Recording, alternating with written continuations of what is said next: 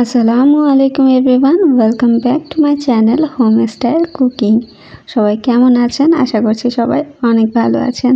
আজকে আপনাদের জন্য নিয়ে এসেছি ভ্যানিলা ফ্লেভারের মেকআপ থিম কেক নিয়ে। আই হোপ আজকে ভিডিওটি আপনাদের অনেক ভালো লাগবে। তো প্রথমেই আমি কেকের বেসে সুগার সিরাপ দিয়ে দিচ্ছি, যেটা আমি সবসময় করি এবং সবাই সবসময়ই করে। তবে কিছু কিছু কেক বুঝে, যেমন রেড ভেলভেট কেকে সুগার সিরাপ ইউজ হয় না, তো কিছু কিছু কেক বুঝে সুগার সিরাপ ইউজ হয় না, কিন্তু স্পঞ্জ কেকে অবশ্যই ইউজ হয়। তো এখানে এই কথাটা বলার মেইন কারণ হচ্ছে, আমরা যারা কেক নিয়ে কাজ করছি বা বিজনেস করছি, সবার এরকম পরিস্থিতির ফেস করতে হয় কিনা আমি জানি না, তবে আমাকে মাঝে মাঝেই ফেস করতে হয়।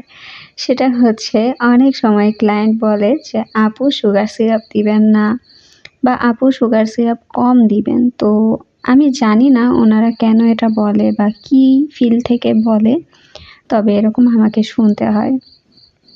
তো যখন আমি সুগার সিরাপ দেই না, তখন আমার মনে হয় কেকটা তো অনেক ড্রাই লাগবে খেতে, কিভাবে কি করবে। বা যখন কম দেই তখনও একটা থাকে যে না দিচ্ছি তো, কিন্তু একেবারেই যখন না দিই তখন আমি কিছুই হিসাব মেলাতে পারি না। তো এরকম সিচুয়েশন কেউ ফেস করেছেন কিনা কমেন্ট করে আমাকে জানাবেন।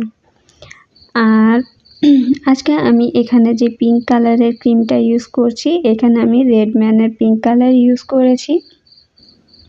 আর আমি কেকের এই যে সাইডে কোনো ফাইনাল কোটিংয়ের জন্য ক্রিম দিচ্ছি না, কারণ থাম্বনেল দেখেছেন আপনারা, ডিজাইনটা দেখেছেন। তো এখন আমি 1M নজল দিয়ে এই যে রোজগুলো করে দিব দেখে আমি ওইখানে আর কোনো ক্রিম লাগিয়েছিলাম না। তো আজকে আমার কাছে অনেকেই বলে, মানে আজকে না, মাঝে মাঝেই বলে যে আপু ক্রিম কম দিবেন।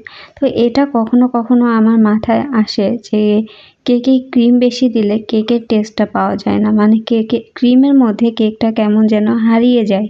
তো আমি নিজেও ক্রিম বেশি পছন্দ করি না। আমি বাসার জন্য যখন কেক বানাই তখন অনেক কম ক্রিম ইউজ করি, কারণ আমার কাছেও ফিল হয় যে আমি কেক খুঁজে পাচ্ছি না খেতে গিয়ে। যা হোক, আমি কিছু অফ ক্যামেরাতেই ফন্টেন টপার বানিয়ে রেখেছিলাম, সেগুলো এখন সেট করে দিচ্ছি।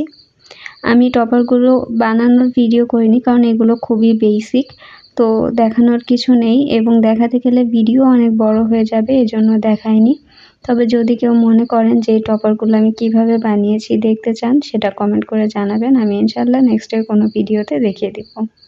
আর এই যে বড় বড় লম্বা লম্বা টপারগুলোর পিছনে এরকম করে টুথপিক দিয়ে দিবেন, তাহলে এই যে স্ট্যান্ডিং অবস্থানটা একদম সিকিউর থাকবে। ডেলিভারির সময় একদমই নড়ে চড়ে যাবে না বা কেকের উপরে পড়ে যাবে না।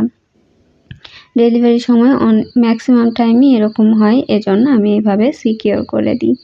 তো এই ছিল আমাদের আজকের টিউটোরিয়াল। ভিডিওটি যদি ভালো লাগে থাকে প্লিজ আমার চ্যানেলটি সাবস্ক্রাইব করে দিবেন। দেখা হবে পরবর্তী কোনো ভিডিওতে। ততদিন সবাই ভালো থাকবেন, সুস্থ থাকবেন, আর আমার জন্য অনেক অনেক দোয়া করবেন। আল্লাহ হাফেজ।